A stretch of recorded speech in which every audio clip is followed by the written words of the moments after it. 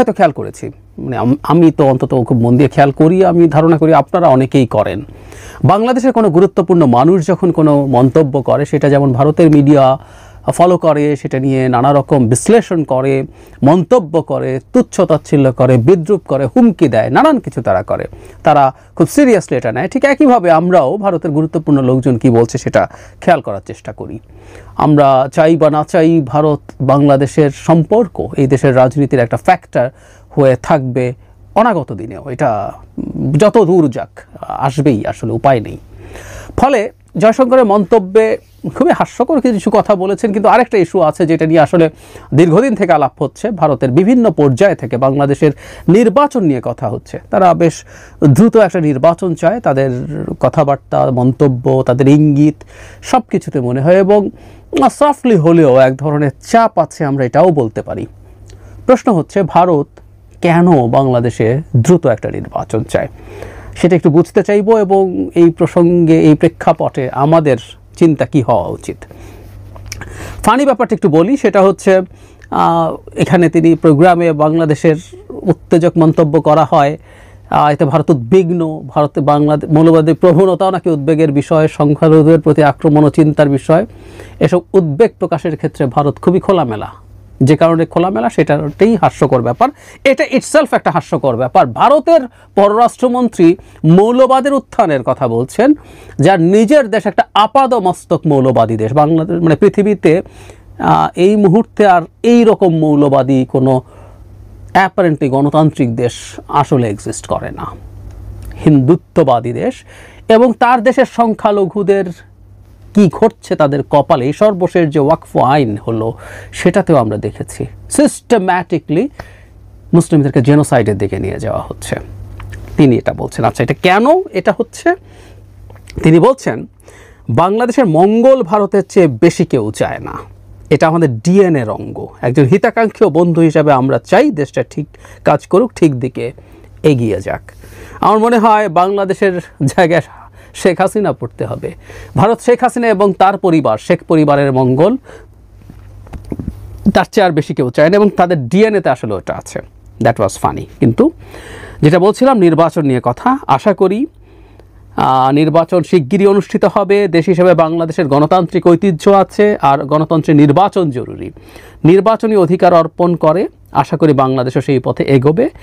প্রথম আলোর এই রিপোর্টের শেষে মোদির টুইট বার্তায় যেটা ছিল এখানে উল্লেখ করা আছে, শান্তিপূর্ণ, স্থিতিশীল, অন্তর্ভুক্তিমূলক গণতান্ত্রিক বাংলাদেশে ভারতের সমর্থন করবেন মোদি বলেছেন। এমনকি ওই বৈঠকের পর ভারতের পররাষ্ট্র মন্ত্রণালয়ের যে ব্রিফিং ছিল, পররাষ্ট্র সচিব যে ব্রিফিং করেছেন, সেখানেও বাংলাদেশের নির্বাচনের কথা হয়েছে, সেই আলাপ এসছে, এবং তার টুইটে অন্তর্ভুক্তিমূলক। আমরা তখনও কথা বলেছি, আজও আবার বলবো। এবং আমরা খেয়াল করব, মানে অন্তত দুবার ভারতের সেনাপ্রধান গণতান্ত্রিক বা নির্বাচিত সরকারের সাথেই ভারতের সম্পর্ক স্বাভাবিকীকরণ হবে, এই ধরনের একটা আলাপ ভারতের সেনাপ্রধান করেছেন। মানে ভেরি আনইউজুয়াল, ভারতের সেনাপ্রধান এই ধরনের রাজনৈতিক ধরনের বক্তব্য বা মন্তব্য করতে সাধারণত দেখা যায় না। ফলে ভারত এই আলাপটা করছে। এখন কি কি উদ্দেশ্য থাকতে পারে, কোনো যুক্তি কি আদৌ আছে কি না, নাকি তাদের যে ভেতরকার চিন্তা, যে তাদের প্রিভিয়াস যে হেজিমনি সেটাকে এনশিওর করার জন্য তারা নির্বাচন চায়। প্রথমে একটা কথা একটু বলা ভালো, আমি একবার বেশ কিছুদিন আগে ভারতের একটা চ্যানেলে একজন মিলিটারি স্পেশালিস্ট, উনি মিলিটারিতে ছিলেন, তিনি বর্তমান সরকারের সাথে ডিলিং নিয়ে একটা প্রবলেমের কথা বলছিলেন। প্রবলেমটা হচ্ছে এই রকম যে এই সরকারের অনেকগুলো পাওয়ার সেন্টার আছে তার ভাষ্য মতে, সরকার আছে, স্টুডেন্টরা আছে তার ভাষ্য আবারও বলছি, এবং সেনাবাহিনীও খুব আলাদা কিছু সেভাবে না হলেও ঠিক টিপিক্যাল সময় একটা সেনাবাহিনী যেভাবে থাকে, আমাদের সেনাবাহিনী এখন সেইভাবে নেই, এটাও সত্য কথা। সেনাবাহিনীও টু সাম এক্সটেন্ট বেশ কিছু পাওয়ার হোল্ড করে এবং স্বতন্ত্রভাবে সেটা করে, যেটা সরকারের সাথে সবসময় অ্যালাইন্ড নাও হতে পারে। সো অন্তত 3টা পাওয়ার সেন্টার বাংলাদেশে এই মুহূর্তে আছে, যেটা এই সরকারের সাথে ডিল করতে সমস্যার কারণ বলে ভারত বলছে। আমার কাছে খুব অযৌক্তিক এই জিনিসটা মনে হয় না। মানে ভারতের একটা পয়েন্টকে যৌক্তিক বলা ডাজন্ট নেসেসারিলি মিন যে আমি ভারতের এজেন্ডা নিয়ে মাঠে নেমেছি, অনেকে বলছেন। যাই হোক, আমার ট্র্যাক রেকর্ড যারা প্রিভিয়াসলি দেখেন জানেন, তারা খুব ভালো মতোই জানেন। যাই হোক, ভারতের এই কথাগুলো কিছুটা হলেও সত্যতা আছে। কারণ প্রায় বলে যে এদেশে তো আমরা বসবাস করি, আমরা থাকি, তাই আমরা আসলে জানি, বিশেষ করে সরকারের সাথে স্টুডেন্টদের এই গণ অভ্যুত্থানে যারা সামনের সারিতে ছিলেন, যারা ফর্মালি ক্ষমতায় আছেন, এর বাইরেও একটা ইনফর্মাল পাওয়ার সেন্টার তৈরি হয়েছে, বা অন্য দলেরও থাকতে পারে, অন্য দলেরও আছে, সম্ভবত আছে। তো যদি থাকে, হোয়াট এভার ইট ইজ, একটা আলাদা পাওয়ার সেন্টার সরকারের বাইরে একটা, দুটো, তিনটে থাকলে পরিস্থিতি আরও জটিল। সুতরাং এই সরকারের সাথে ডিল করা সোজা না, এটা একটা রিজন হতে পারে। কিন্তু এটা মূল কারণ না। ভারতের মূল কারণ যেটা বলে আমি মনে করি সেটা হচ্ছে ডক্টর ইউনূস সরকারের সাথে তারা আসলে আর সম্পর্ক স্বাভাবিকীকরণের পথে যেতে পারবে না। শেখ হাসিনা পতনের ইমিডিয়েটলি পরেই যেহেতু এই সরকারটা এসছে, ভারতের যে প্রাথমিক ধাক্কা, তার একেবারে বেহুশ হয়ে পড়ার মতো অবস্থা, তার কিংকর্তব্য বিমূঢ় হয়ে যাওয়ার অবস্থাটার সময় ডক্টর ইউনূসের সরকারের সাথে তার কনফ্লিক্ট লেগেছে, এবং ডক্টর ইউনূস এক ফোঁটা ছাড় দেননি। আমরা এই কারণে খুবই গর্ববোধ করি। আমি প্রায়ই বলি যে ডক্টর ইউনূসের একটা জিনিস যদি কাউকে মনে রাখতে হয় সেটা হচ্ছে এটা, একটা স্বাধীন পররাষ্ট্রনীতি উনি ভারতকে দেখিয়েছেন। এবং ভারত ভেবেছিল চাপ দিয়ে, তার ভিসা বন্ধ করে দিয়ে, আমরা নিজের নাক কেটে তো সে তারা আমাদের যাত্রাভঙ্গ করার চেষ্টা করেছে। তাদের বিজনেসে সিরিয়াস ক্ষতি হয়েছে, তাদের চিকিৎসা, আমাদের শপিং, আমাদের বেড়াতে যাওয়া, আমাদের স্টুডেন্টরা যাওয়া, নানাভাবে তারা সাফার করেও আমাদের ক্ষতি করার চেষ্টা করেছে। কিন্তু আমাদের সরকার মাথা নোয়ায়নি, সরকার যথেষ্ট স্ট্রেংথ দেখিয়েছে এবং আমাদের এই রিঅ্যালাইনমেন্ট ভারতকে করতে হবে এই বার্তা দেওয়ার চেষ্টা করেছেন। ফলে ডক্টর ইউনূসের সাথেই এই ভারতের সংঘাত হয়েছে। এবং ভারত যেহেতু সত্যিকার একটা পরাশক্তি হয়ে ওঠার মতো কোনো মানসিকতা রাখে না, আই রিপিট, সে শক্তি মানে সত্যিকার একটা পরাশক্তি, সেটা রিজিওনাল হোক, পরবর্তীতে কোনো কালে গ্লোবাল হোক, সেই মানসিকতা সে রাখে না। তার প্রমাণ হলো সে অত্যন্ত তুচ্ছ ব্যাপারে ইগো নিয়ে থাকে। মানে আমাদের তো ছোটোবেলায় যেমন ছিল যে একজনের সাথে কথা বলবো না তো বলবো না, বহু বছর কথা বলবো না, বলিনি, আমাদের অনেকের জীবনে আছে, আড়ি নিয়েছি। ভারত ব্যাপারটা এই রকমভাবে দেখছে। ডক্টর ইউনূসের সাথে তাদের প্রাথমিক চেষ্টায় তারা যখন দেখেছে ডক্টর ইউনূসকে এভাবে কাবু করা যাবে না, উচিত ছিল তার সাথে কোলাবোরেট করা শুরু করা, কিন্তু না, তারা এখনও ঠিকঠাক মতো করছে না। খুবই বলার পরেও মোদি বসেছেন, কিন্তু আসলে তারা নানান রকম এই যে ট্রান্সক্রিপ্টমেন্ট বাতিল করে আবার বার্তা দিলেন যে আমি কিন্তু তোমার সাথে পুরোপুরি স্বাভাবিক পথে যাচ্ছি না। ফলে এই সরকারের সাথে ভারত তার ইগোর কারণে, একেবারে তৃতীয় শ্রেণীর শিশুতোষ ইগোর কারণে এই সরকারের সাথে সে আসলে আর কাজ করার মতো অবস্থায় নেই। ধরুন ভিসা বন্ধ রেখে তার তো যথেষ্ট ক্ষতি হচ্ছে, সে এই সরকারের সময় এগুলো আসলে নর্মালাইজ করবে না। নতুন একটা সরকারের সাথে কিন্তু সে এগুলো ছেড়ে দেবে, কারণ এতে তারও ক্ষতি হচ্ছে, আমাদের যেমন ক্ষতি হচ্ছে তাদেরও বিশাল ক্ষতি হচ্ছে। এবং যে ক্ষতিটা বারবার বলছি যে অল্টারনেটিভ তৈরি হয়ে যাচ্ছে। চিকিৎসার নিয়ে আমরা বিকল্প চিন্তা করা শুরু করেছি, আমরা চায়নার সাথে শুরু করেছি, চায়নার কুনমিংয়ে হসপিটাল চাইছি, চায়না বাংলাদেশে বড় বড় হসপিটাল বানাবে, এই বাজারটা ধরার জন্য এই আলাপগুলো শুরু হয়েছে। ইনফ্যাক্ট বাজার থাকলে কেউ না কেউ আসবেই, কোনো রকম কোনো সন্দেহ নাই। আর এই দেশের মানুষ যদি ভারতে গিয়ে যে খরচ হয়, সেই খরচে বাংলাদেশে বিদেশি কোনো প্রতিষ্ঠান সে কোনো হসপিটাল তৈরি করে একই খরচে চিকিৎসা দিতে পারে, বাংলাদেশ সেটা নেবে না কেন? সো এটা আছে।